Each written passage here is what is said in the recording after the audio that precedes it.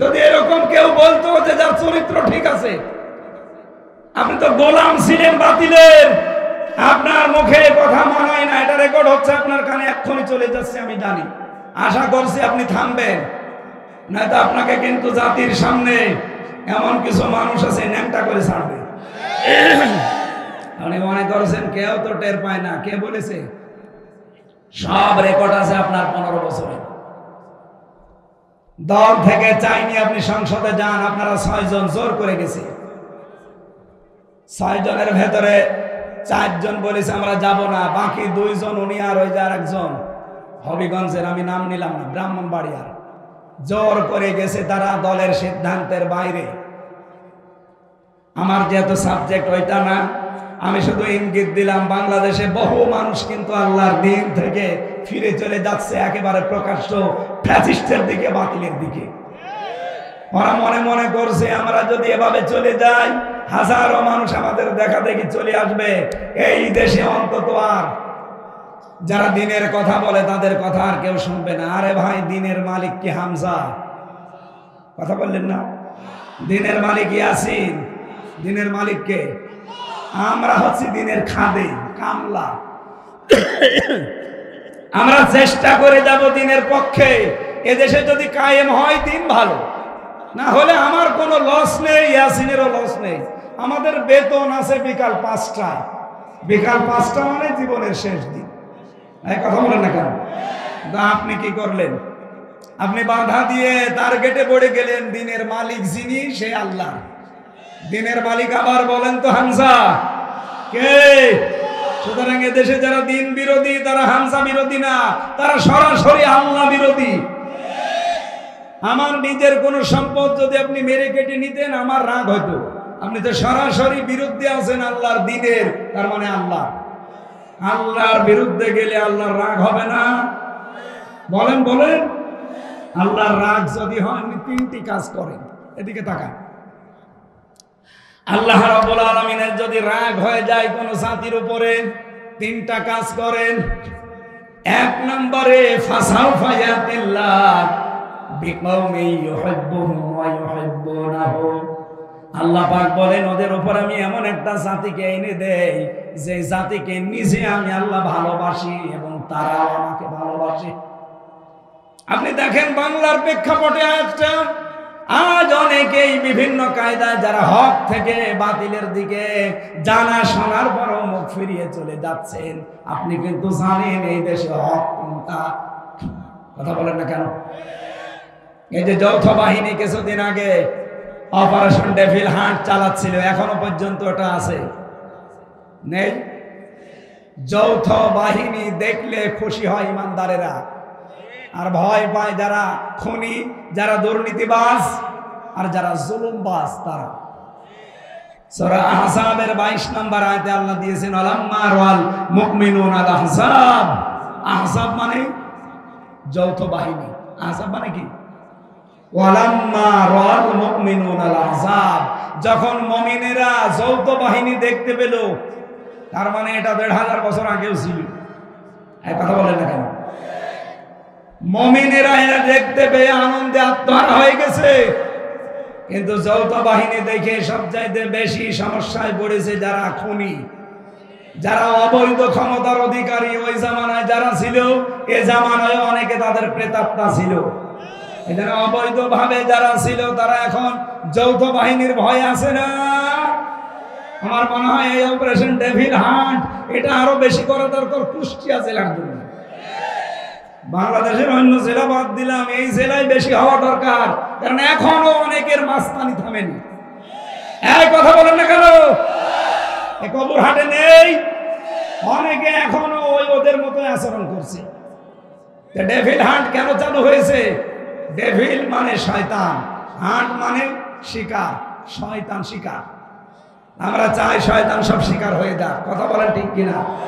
এই জন্য ডক্টর মোহাম্মদ ইউনূস খুব তাড়াতাড়ি একটা একটা করে গজব ডেকে নিয়ে আসতেছে। কিন্তু কিছুদিন আগে আসাদুল বুলডুজার নাজিল হয়েছিল। এটার নাম কি বলেন বলেন? আযাবুল এটা এমনি নাজিল হয়নি। সাতক্ষীরা, চাঁপাইনবাবগঞ্জ, চট্টগ্রাম এই জেলাগুলোতে তাকান।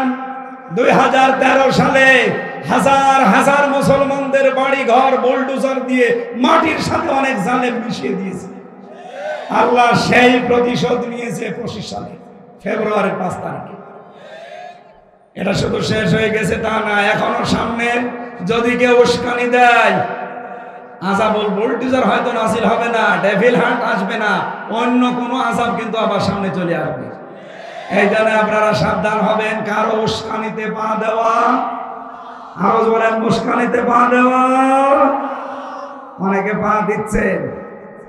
যৌথ বাহিনী যদি ধরে না, পেছনে এমন ভাবে লাল করে দেবে বাদরের পেছনের মতো। গোপালগঞ্জে লাল করেছিল না কিছুদিন আগে?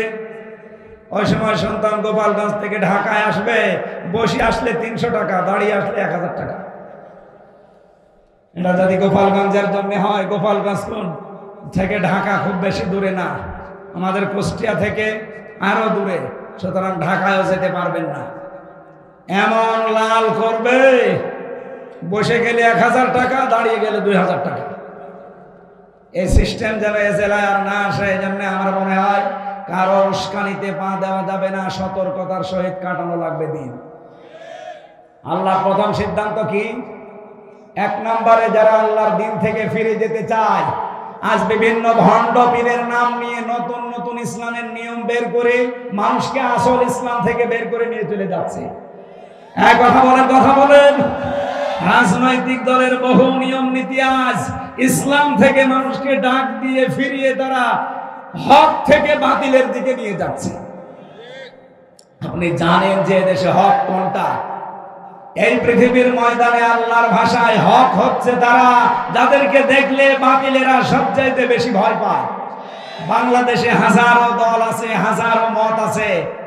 আপনি বলেন এই 54 বছরে বাতিলরা সবচাইতে বেশি ভয় পেয়েছে, নামে হোক বেনামে হোক, যাদের সেইটাই হক দল।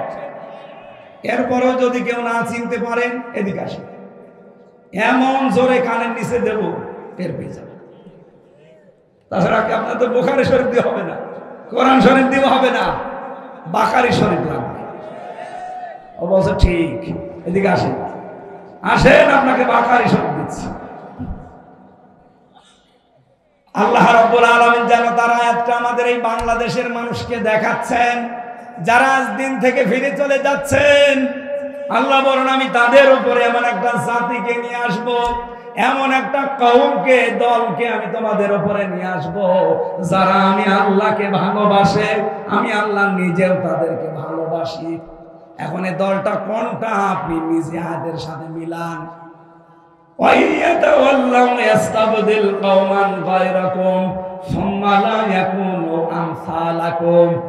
সূরা মুহাম্মাদের ভেতরে আল্লাহ জানিয়েছেন, তোমরা যদি ফিরে যাও আল্লাহর দিন থেকে, আমি আল্লাহ এমন একটা জাতি, এমন একটা দলকে তোমাদের উপরে প্রতিষ্ঠিত করে দেব, যারা তোমাদের মতো হবে না। বলেন সুবহানাল্লাহ। এই আয়াত থেকে প্রথম আমরা বের করলাম, আল্লাহ এমন একটা দল তৈরি করে দেবে যদি মানুষ আল্লাহর দিন থেকে ফিরে চলে যেতে চায়। সেই দল এই বাংলাদেশে এখনো আছে না নেই? যেটাই হোক আছে। আল্লাহ যেহেতু বলছেন একটা দল বানিয়ে দেব, কি হবে সেই দলের কাজ? আদিল্লাতিন আলাল মুমিনিন, তারা মুমিনদের প্রতি রহম দিল হবে, কমল হবে, স্নেহময় হবে, স্নেহশীল হবে। আইসাতিন আলাল কাফিরিন, কাফেরদের প্রতি হবে তারা কঠোর এবং ভয়ঙ্কর। আমির জামাত ডক্টর শফিকুর রহমানের কালকের বক্তব্যটা এই আয়াতের প্রমাণ। তাই কথা বলেন না কেন? উনি সর্বশেষ বলেছিলেন, বাংলাদেশে কেউ আমাদেরকে চোখ রাঙাবেন না। হ্যাঁ, সমালোচনা করেন গঠনমূলক, আমরা মেনে নেব, চুমা দেব, কিন্তু কেউ নিজেদেরকে প্রভু ভেবে আমাদের উপরে চোখ রাঙাবেন না। আমরা কারো চোখ রাঙানি সহ্য করি? বলেন বলেন।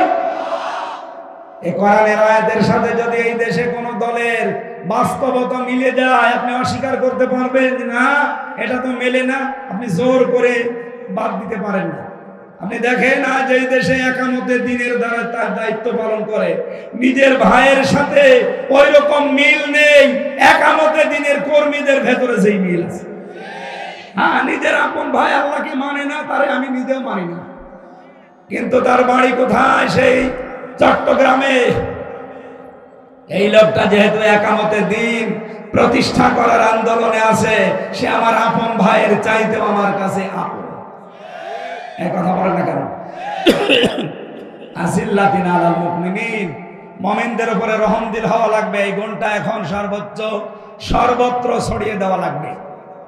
কারণ মুহাম্মাদুর রাসূলুল্লাহ ওয়াল্লাযীনা মাআহু আশিদ্দাউ আলাল কুফফার রুহামাউ বাইনাহুম, মুহাম্মদ সাল্লাল্লাহু আলাইহি সাল্লাম আল্লাহর রাসূল এবং তার উম্মত বলে যারা দাবি করবে, তার সঙ্গী সাথী যারা হবে, তাদের প্রথম গুণ হবে নিজেদের ভেতরে তারা রহমদিল, আর কাফেরদের প্রতি তারা কঠোর এবং ভয়ঙ্কর।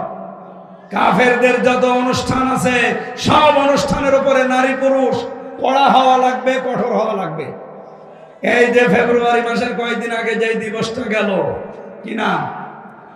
বিশ্ব ভালোবাসা দিবস।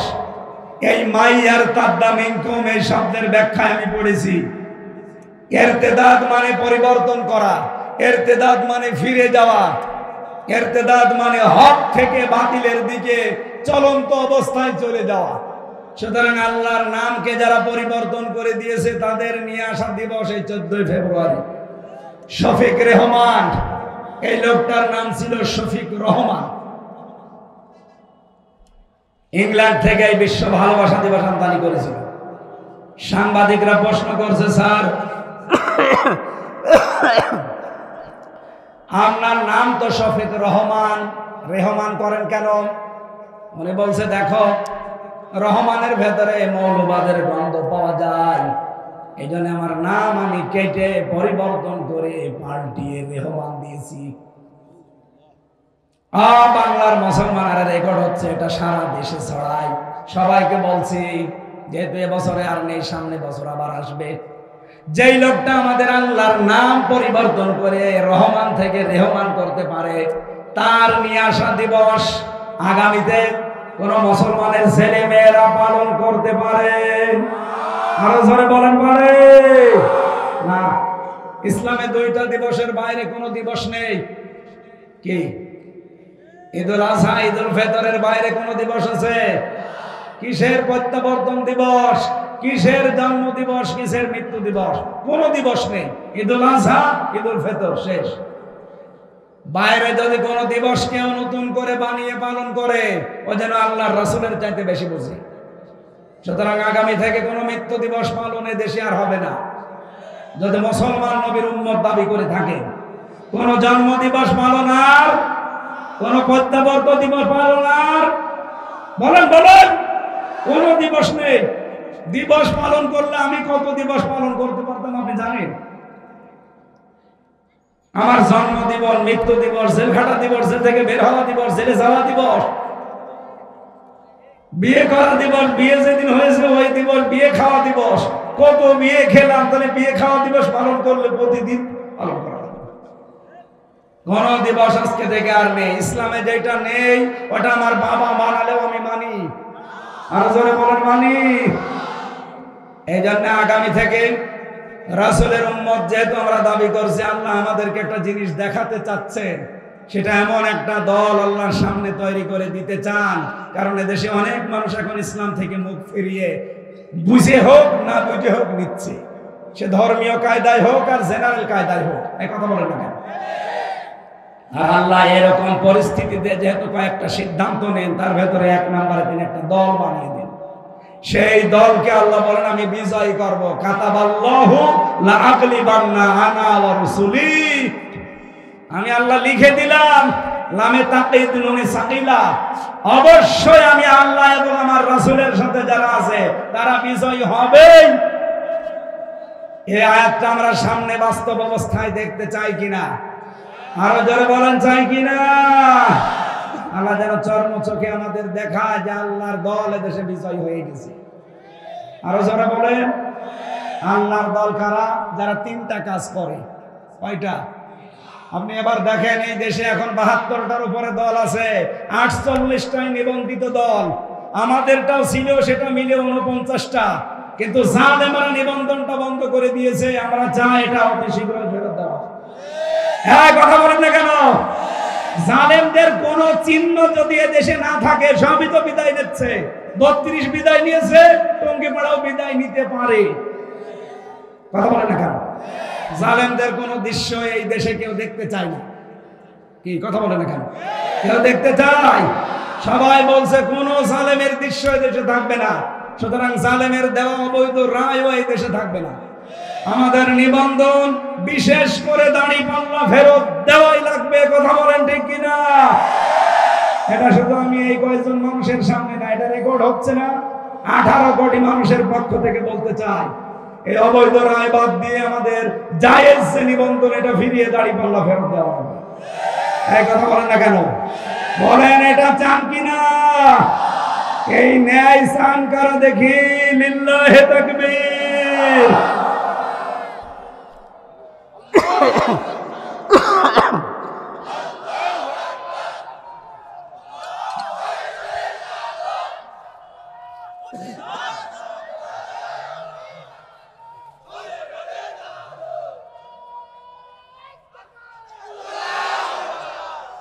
কুষ্টিয়াবাসী আল্লাহ রাব্বুল আলামিন যে দলটাকে তিনি পছন্দ করে দিন থেকে যারা ফিরে যায় তাদের উপরে তিনি বিজয় করবেন বলে ঘোষণা দিলেন। সেই দলের ভেতরে 3টা গুণ পাওয়া যাবে। আল্লাযীনা ইউকিমুনাস সালাতা ওয়া ইউতুনাজ যাকাতা ওয়া হুম রাকিউন। যারা নামাজ কায়েম করবে, সম্পদ থাকলে যাকাত আদায় করবে, রুকুকারীদের সাথে রুকু করবে, তার মানে জামাতবদ্ধ হয়ে নামাজ আদায় করবে।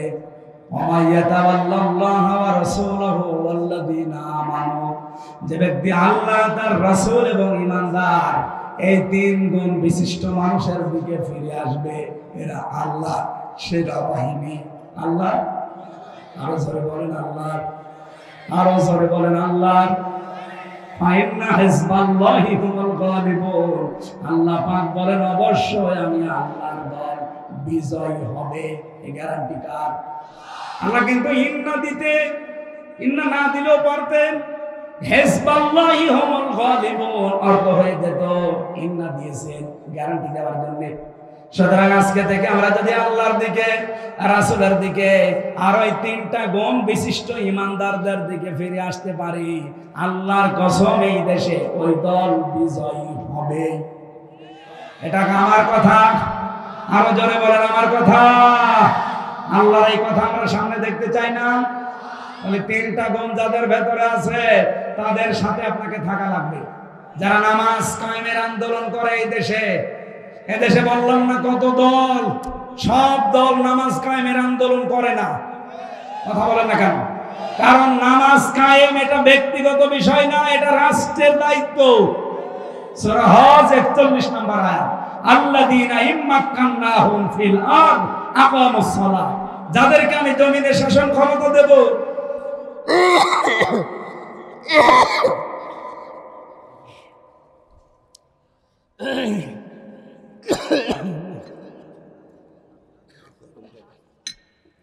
ঠিক আছে না, কিছু লাগবে না, ঠিক আছে। যাদেরকে আমি জমিনে শাসন ক্ষমতা দেব, তারা যদি মুমিন বান্দা হয়, এদের প্রথম কাজ হবে তারা নামাজের বিল কায়েম করবে। এই ঘোষণা কার? সুতরাং নামাজ কায়েম করা এটা কিন্তু ব্যক্তির না, এটা রাষ্ট্রের দায়িত্ব। আরো জোরে বলেন, এই কথা বলা লাগবে, এটা কার দায়িত্ব? রাষ্ট্রের। এই রাষ্ট্র গঠন করার জন্যই তো সামনে দিন আসতেছে। 300 এমপি এবার সংসদে যাবে। আমরা চাই 151 জন অধ্যাপক ফরহাদ হোসেনের মতো কোরআন বুকে নিয়ে যেন যেতে পারে।